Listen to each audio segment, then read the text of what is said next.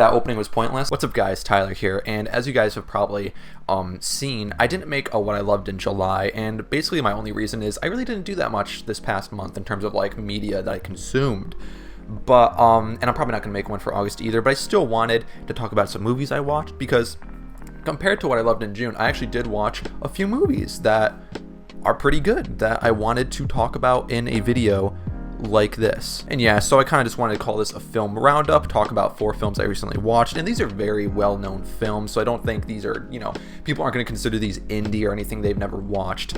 But hey, if you haven't watched them, like me beforehand, I'll leave where you could watch these movies, streaming services, where you can rent it down in the description below.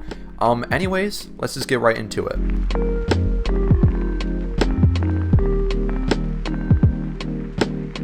The first movie I want to talk about is There Will Be Blood, which is basically, if I could give like a 1-sentence summary, is like The Wolf of Wall Street if it was set in the 1900s, revolved around oil, and milkshakes and religion. I've actually attempted to watch this twice, and I've always just gotten bored and turned it off, but this time I kept on watching it, and I actually fell in love with it because it's fucking amazing, dude. I will admit the film is pretty slow to start, but the film is great at quickly engrossing you into the story, engrossing you into Daniel Plainview's journey as becoming a wealthy oil man, where no bit of exploitation or negligence will change his path.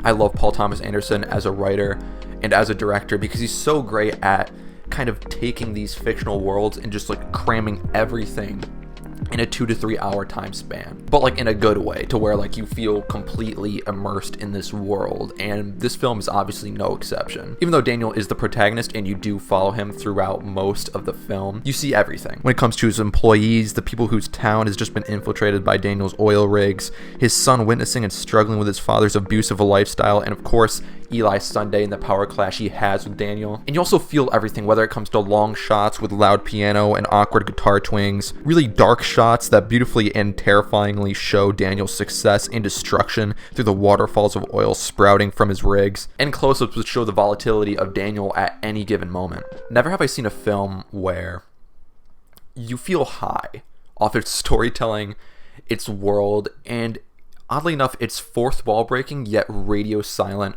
awareness of Daniel's manic and destructive work. It's truly something unique. It's, this is what I call Paul Thomas Anderson's masterpiece. It's really good. What can I say? Definitely watch it. I'd probably give it 10 out of 10.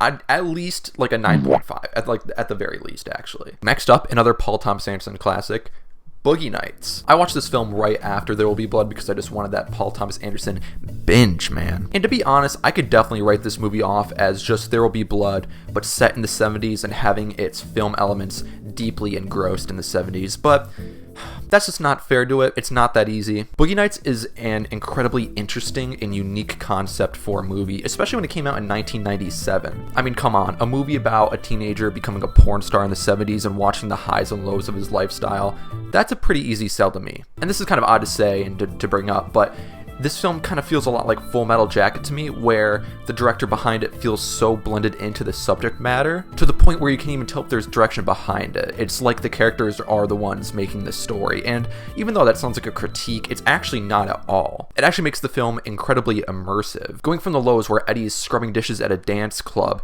to the highs where he enters into the industry, wins awards, and finally finds a home where he feels safe and appreciated, to going back down to the lows where he gets fully engrossed into this life, this toxic life, and realizes that at the end of the day, the people who he wants to respect him still don't. You truly live these moments alongside the characters, and you not even just follow Eddie, much like There Will Be Blood, you follow a handful of others throughout the film. Probably the second greatest character in the film to me, alongside Eddie, is Buck, played by Don Cheadle. From the beginning of the movie, you learn that his dream is to own a high-def record store, and you see that trying to sell a record player to a customer in the beginning. But he gets fired because he doesn't do exactly what his boss wants him to do, and of course, he enters the adult film industry like Eddie. But throughout the film, you see his development, how even though he's in this kind of taboo industry, he still is a real person and he desires for this dream he still has. And then towards the end of the film, he finally gets there. He goes to the banker to get a loan for this store. He's dressed very well. He did all the paperwork clearly. He perfectly describes his store to the banker. Everything looks like it's lining up. It looks like his dream is finally going to be accomplished.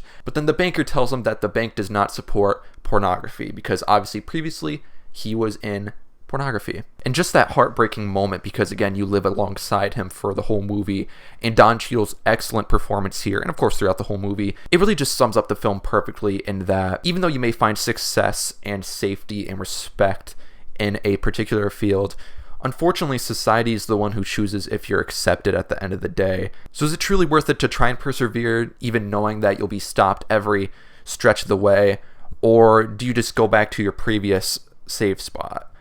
That's kind of the difficulty a lot of these characters in the movie face, and I think that's why so many people consider this a masterpiece, and I definitely do. It's hard because I gave There Will Be There Will Be Blood a 10 out of 10, and I want to give this one a great score, but they're so different, but at the same time they're both perfect.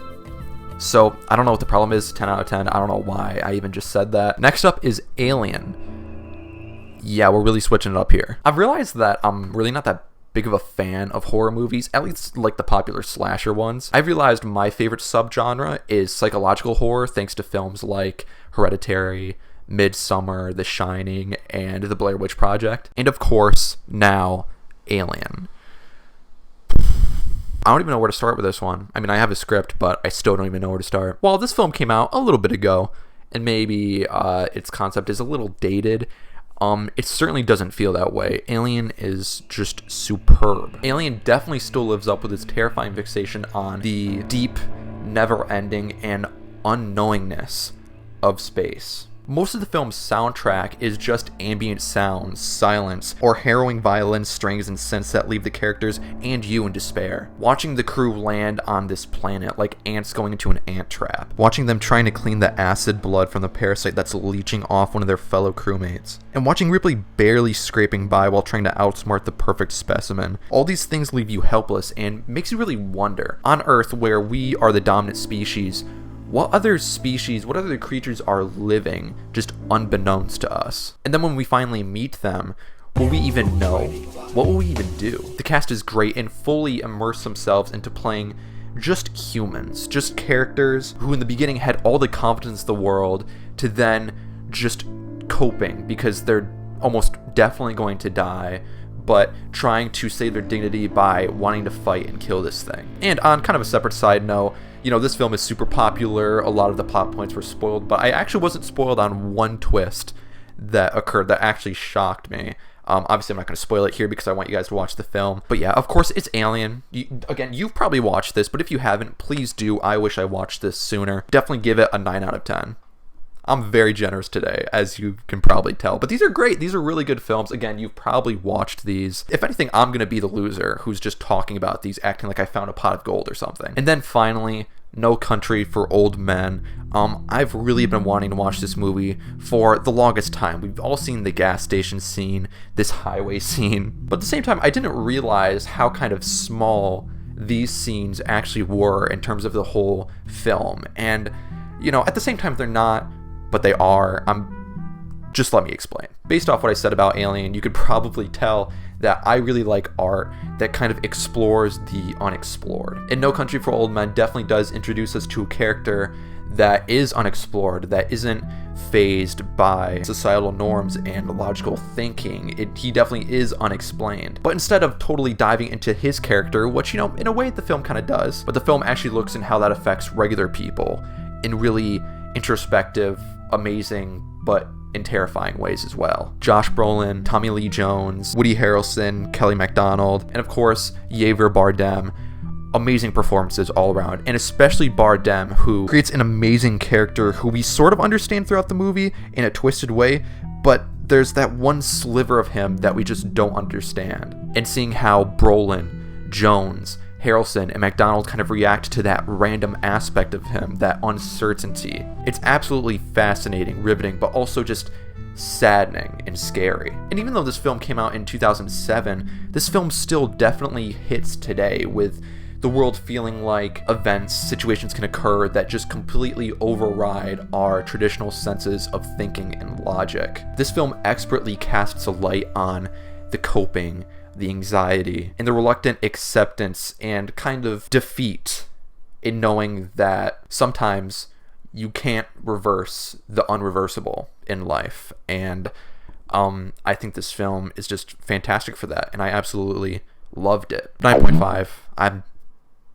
It's fantastic. What do you want me to say? And that is this episode. Maybe I'll make it a series. I have no idea. This is the film roundup for today, at least. I hope you guys enjoyed it. And again, if you haven't watched any of these movies, please do. They are fantastic. Again, everything's in the description. Also, of course, follow me on Instagram, Twitter. I sometimes post stuff on there. I'm trying to do it regularly. I just can't use Twitter. Twitter just is a cesspool. I fucking hate it. But you know what? I'll try to post updates there. Also, follow me on Twitch. I might be streaming when I release this video. I don't know. I'm getting prepared for college. What am I even saying? And yeah, guys, I'm not sure what the next video is going to be. It might be a short film, perhaps. But yeah, subscribe and like if you enjoyed this video. I definitely appreciate it. We're almost at 50 subscribers, which is insane. Like, I know that's a very small number compared to a lot of other YouTubers, but that's just absolutely incredible, and I thank you guys so much for that. The support is just very overwhelming, and I love you guys. Thank you, and I'll see you guys in the next one, I guess. So yeah, see ya.